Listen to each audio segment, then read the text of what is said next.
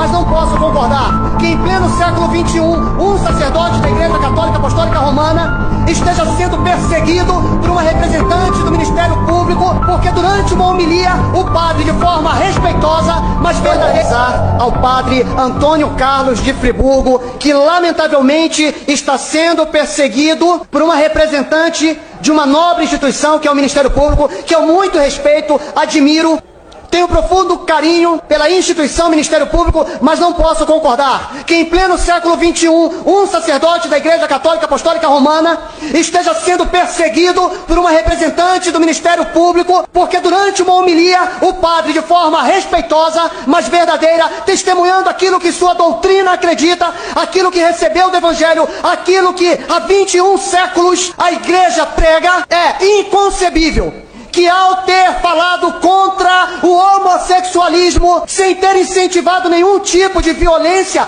contra ninguém, este padre tenha sido agora recentemente denunciado por esta representante do Ministério Público. É um absurdo completo. Padre Antônio Carlos, o senhor não está sozinho. Evidentemente que neste momento aqui agora, eu não estou falando em nome da igreja, porque por óbvio, eu não estou autorizado a falar em nome dela, e nem quero isso. Entretanto, como batizado, como católico, como catequista, eu não irei me omitir neste momento. Eles querem censurar a igreja, calar a voz da igreja, para que nós católicos assumamos uma religião secular em nossas vidas, materialista. Senhora, excelentíssima representante do Ministério Público do Estado do Rio de Janeiro, o que é que o padre tem que falar? Qual é a Bíblia que Vossa Excelência criou? Qual é o novo catecismo? É inconcebível, presidente Tiaju, que em pleno século XXI queiram censurar católicos, queiram censurar cristãos,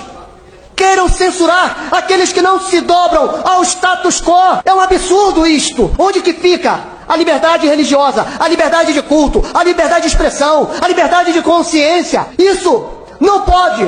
Esses princípios não podem ser implodidos por meio de uma canetada. Qual será o próximo passo? Acabar com os feriados religiosos? Retirar o nome dos santos e santas dos estados e municípios? São Sebastião do Rio de Janeiro, São Paulo, Santa Catarina? Queimar crucifixos, quebrar imagens em praças públicas, proibir a leitura da Bíblia, colocar sensores na porta de igrejas para que esses sensores acompanhem o que será dito nas missas e cultos. Não é possível isso. Há que se ter mais responsabilidade. Nós somos um país religioso, quase que 100% religioso. E o cristianismo aqui é majoritário. Nós não podemos nos curvar a nenhuma tirania. Em 21 séculos de cristianismo, católicos verdadeiros jamais se curvaram diante das tiranias, e não foram poucas. Nós temos na história da Igreja Católica muitos mártires, muitos mesmos, e foram martirizados porque não aceitaram se dobrar diante dos diversos tiranetes que se ergueram na história da humanidade. O padre não pode ser punido por ter falado a verdade diante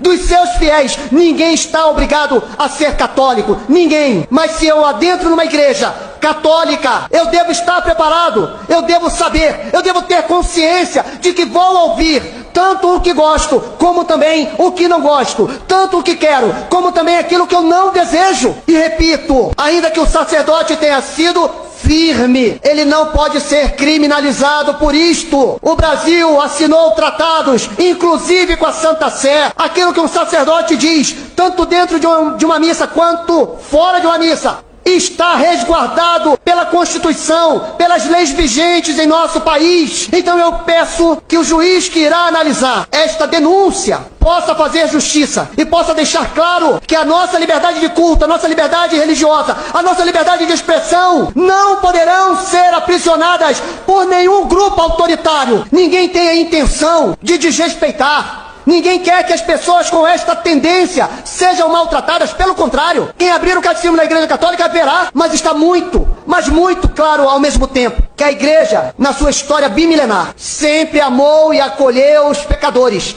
mas não os seus e os nossos pecados. Não será acolhido, gostemos ou não. A Igreja vai permanecer fiel à revelação divina. A Igreja vai permanecer fiel à sua doutrina. A Igreja vai ser fiel à tradição, à Sagrada Tradição, à Sagrada Escritura. e ao sagrado magistério, gostemos ou não. Então não será uma denúncia, nem uma canetada que vai fazer com que o catolicismo deixe de ser fiel ao Senhor Jesus Cristo. Padre Antônio, conte comigo e saiba de uma coisa: apesar dos pesares, apesar de todas as dificuldades, apesar das perseguições, o Senhor é mais do que vencedor, porque está sendo fiel a Cristo e a sua igreja.